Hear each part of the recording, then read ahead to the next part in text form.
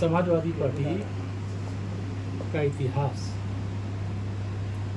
जब श्री अखिलेश यादव जो इस समय समाजवादी पार्टी के अध्यक्ष हैं, मुख्यमंत्री थे, तो इन्होंने उन आतंकवादियों के ऊपर से मुकदमा वापस लिया था जिन्हें बाद में माननीय उच्च न्यायालय ने मना कर दिया और उस पर लंबे समय तक जब माननीय न्यायालय के समक्ष मुकदमा चला तो उसमें कई को फांसी और कई को उम्र कैद की सज़ा हुई।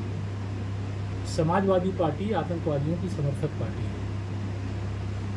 इनका जो ढोंग है वह उजागर हुआ। हमको जो विंग कमांडर व्योमिका सिंह जी हैं और जो दूसरी प्रवक्ता कर्नल सोफिया कुरैशी जी हैं, उन दोनों के नेतृत्व पे एक तरह से महिला सशक्तिकरण का जो प्रधानमंत्री श्री नरेंद्र मोदी जी का प्रयास है उस पर गर्व है। समाजवादी पार्टी ओछी राजनीति करती, घटिया राजनीति करती। उसकी सोच सदा से दलित विरोधी रही है, सदा से आतंकवादी परस्त रही है, सदा से मुस्लिम तुष्टीकरण की राजनीति करने वाली रही है। लेकिन समाजवादी पार्टी का असली चेहरा देश की जनता के सामने, उत्तर प्रदेश की जनता के सामने आ चुका है। सर, रामगोपाल यादव ने एक ट्वीट किया है, उसमें उन्होंने कहा है कि उत्तर प्रदेश में जहां पर जाति धर्म देख करके कार्रवाइयां की जाती हैं, वहां के लोग ऐसी बातों को लेकर के सवाल उठा रहे हैं, प्रदेश सरकार पर निशाना साधा है। ये काम समाजवादी पार्टी की सरकार के समय होता था। जब समाजवादी पार्टी की सरकार होती थी तो विशेष तौर से हिंदू त्योहारों के समय बिजली गायब हो जाती थी। हिंदू धर्म यात्रा जो चलती थी, तीर्थ यात्रा जो चलती थी, चाहे वह कांवरियों की यात्रा हो, चाहे रामनवमी की यात्रा हो, चाहे दुर्गा नवरात्रि की पूजा का हो, ऐसे समय उसमें व्यवधान डालने का काम किया जाता था, चाहे होली हो चाहे दिवाली हो। लेकिन जिस प्रकार से खुलेआम समाजवादी पार्टी के समय में जो विशेष तौर से उत्तर प्रदेश दंगों की आग में झुलसा है, उस दंगे की आग में झुलसने का कारण समाजवादी पार्टी की मुस्लिम तुष्टीकरण की घटिया और घिनौनी हिंदू विरोधी राजनीति का परिणाम है। सर, कांग्रेस ने ऑपरेशन सिंदूर पर सवाल उठाए। उन्होंने कहा है कि 3-4 जहाजों को भेज करके वापस लौटाया गया। उन्हें ऑपरेशन सिंदूर पर संशय नजर आ रहा है। कर्नाटका के विधायक हैं। इस देश की जनता को कांग्रेस पर ही संशय है, कांग्रेस के नेतृत्व पर संशय है।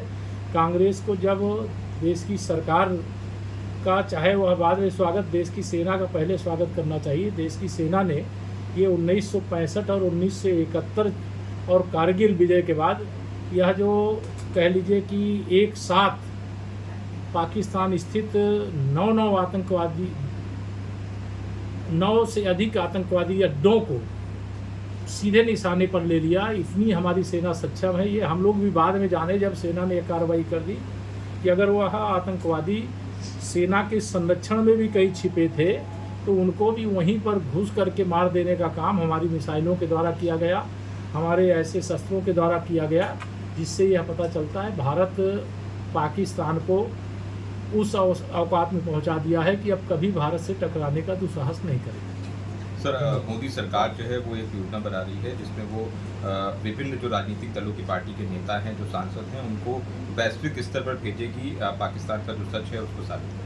ये अच्छी बात है। देखिए, माननीय प्रधानमंत्री जी सदा चाहते हैं कि जो देश की यह बहुत बड़ी उपलब्धि है, जब एक तरह से भारत के खिलाफ चीन भी लड़ रहा था, तुर्की भी लड़ रहा था, एक और कौन अजरबैजान है वह भी लड़ रहा था, पाकिस्तान तो लड़ ही रहा था, एक तरह से 4 देश संयुक्त रूप से मिलकर के लड़ रहे थे। ऐसे समय में भी हमारी सेना ने संयम के साथ उनके सारे जितने भी शस्त्र के साधन थे उनको तहस नहस कर दिया और तहस नहस करने के बाद भारत का तिरंगा, भारत का मान सम्मान दुनिया में बढ़ा देने का काम किया। और देश के माननीय सांसदों को अगर यहाँ भेजने का काम किया जाता है और माननीय प्रधानमंत्री जी ने ऐसा कोई निर्णय लिया है, अभी मुझे मालूम नहीं है, आपके सवाल के जवाब में कह रहा हूँ, तो निश्चित तौर से उसके पीछे एक ही उद्देश्य है कि दुनिया पाकिस्तान के काले कारनामों को जाने, पाकिस्तान के साथ जो भी देश लगे उनके बारे में जाने।